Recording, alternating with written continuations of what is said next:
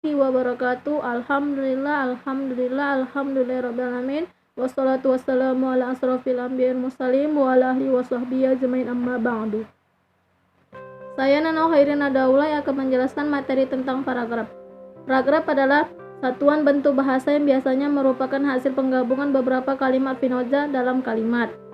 Fungsi paragraf. 1. Paragraf dalam sebuah kalimat dapat menjadi pengantar sebuah ide-ide, isi kalimat, dan kalimat penutup pada tulisan yang dibuat oleh si penulis. 2. Mencurahkan suatu perasaan dan pemikiran penulis dalam sebuah karya atau kalimat dalam penulisan yang dibuat secara logis dan dapat diterima oleh si pembaca. 3. Paragraf dapat membantu pembaca untuk memahami segala sesuatu mengenai isi topik dalam sebuah tulisan. 4. Memudahkan penulis untuk menyusun ide-ide tentang tulisan yang akan dibuatnya. 5. Dapat membantu penulis dalam mengembangkan gagasan atau ide dari segala sesuatu yang berhubungan dengan topik yang ditulis menjadi sebuah karya tulis. Syarat paragraf. 1.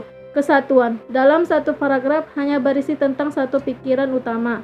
2. Kepaduan. Hubungan antar kalimat dalam satu paragraf berkaitan. Unsur paragraf.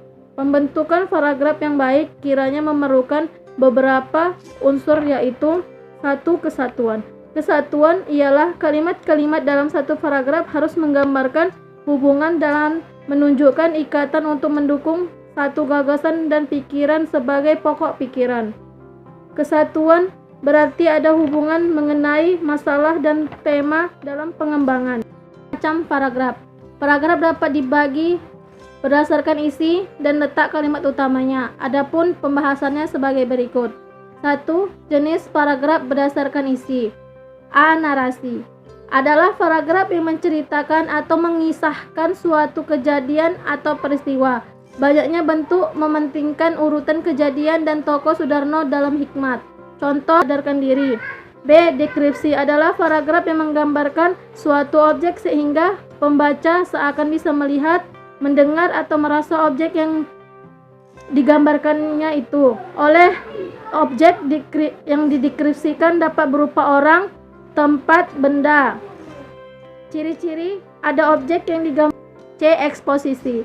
Eksposisi adalah paragraf yang menginformasikan sebuah teori atau suatu teori, teknik, kiat atau petunjuk sehingga seorang yang membacanya akan bertambah wawasannya. Ciri-cirinya ada informasi. Teknik pengembangan eksposisi.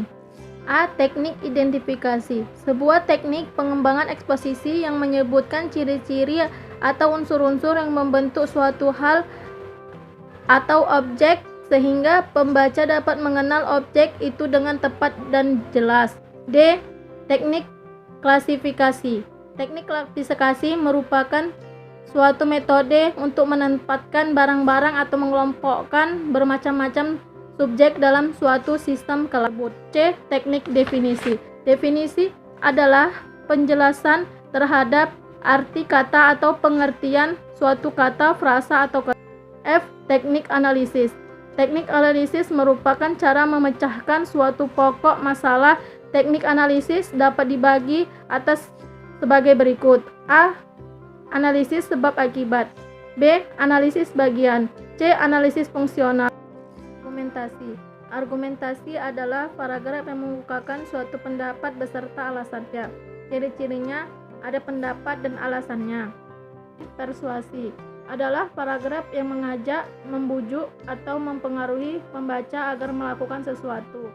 Ciri-cirinya ada bujukan atau ajakan untuk berbuat sesuatu.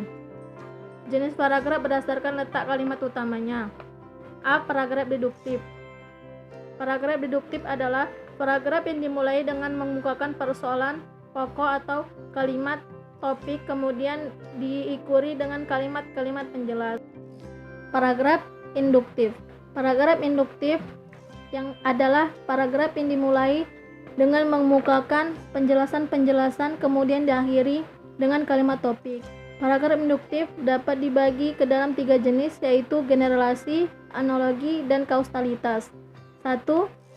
Generalisasi adalah pola pengembangan paragraf yang mengemukakan beberapa fakta khusus untuk mendapatkan kesimpulan bersifat umum. 2. Analogi. Analogi adalah pola penyusunan paragraf yang berisi perbandingan dua hal yang memiliki sifat sama. Pola ini berdasarkan anggapan bahwa jika sudah ada persamaan dalam berbagai segi, maka akan ada persamaan pola dalam bidang yang lain. Hubungan kasual. Hubungan kasual adalah pola penyusunan paragraf dengan menggunakan kata-kata yang memiliki pola hubungan sebab akibat. C. Paragraf campuran adalah paragraf yang dimulai dengan mengungkapkan persoalan pokok atau kalimat topik, kemudian diikuti kalimat-kalimat penjelas, dan diakhiri dengan kalimat topik. Kalimat topik yang ada pada akhirnya paragraf merupakan penegasan dari awal kalimat. Contoh, dalam kehidupan sehari-hari tidak akan pernah lepas dari komunikasi. Kegiatan apapun yang dilakukan manusia pasti menggunakan sarana komunikasi, baik sarana komunikasi yang sederhana maupun modern. Baik sarana komunikasi, kebudayaan dan peradaban manusia tidak akan bisa maju seperti sekarang ini tanpa adanya sarana komunikasi. Paragraf berdasarkan fungsi. Paragraf berdasarkan fungsinya, paragraf dapat dibedakan menjadi paragraf pembuka, penghubung, dan penutup. 1. Paragraf pembuka. Paragraf pembuka disebut juga paragraf pendahuluan. Paragraf ini berisi ancang-ancang atau arahan tentang apa yang akan diuraikan atau dibahas pada bagian isi wacana. Selain itu, paragraf pendahuluan berisi tentang tujuan dan pembatasan topik pembicaraan. Selain itu, paragraf pembuka mengemukakan hal-hal yang menjadi penarik minat para pembaca. Dengan kata lain, paragraf pembuka itu harus menumbuhkan perasaan ingin tahu para pembaca tentang apa yang diuraikan selanjutnya. Ada juga contoh dari paragraf pembaca atau paragraf pembuka. Tidak ada sia-sia di dunia ini, termasuk juga sampah rumah tangga. Sampah rumah tangga yang muncul dan kegiatan rumah tangga sehari-hari ini ternyata bisa diolah dan diatur atau didaur ulang menjadi barang-barang yang berguna.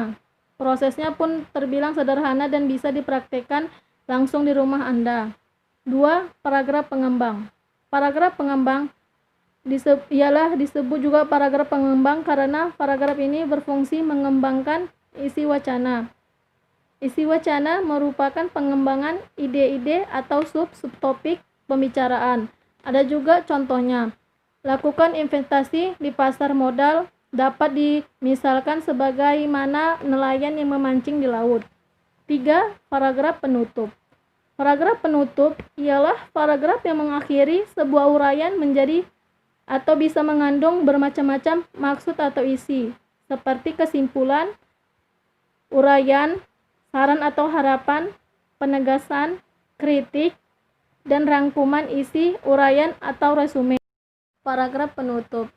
Paragraf penutup ialah paragraf yang mengakhiri sebuah uraian bisa mengandung bermacam-macam maksud atau isi, seperti kesimpulan, uraian, saran atau harapan, penegasan, kritik, dan rangkuman isi uraian atau resume. Contohnya, berdasarkan daftar-daftar di atas, kita bisa mengetahui bahwa Yogyakarta kita mempunyai sejumlah tempat wisata yang baru. Tempat-tempatnya itu sendiri terdiri atas Puncak Kosakora, Dematratrik Museum, World Yogyakarta. Sekian penjelasan dari saya tentang paragraf. Wassalamualaikum warahmatullahi wabarakatuh.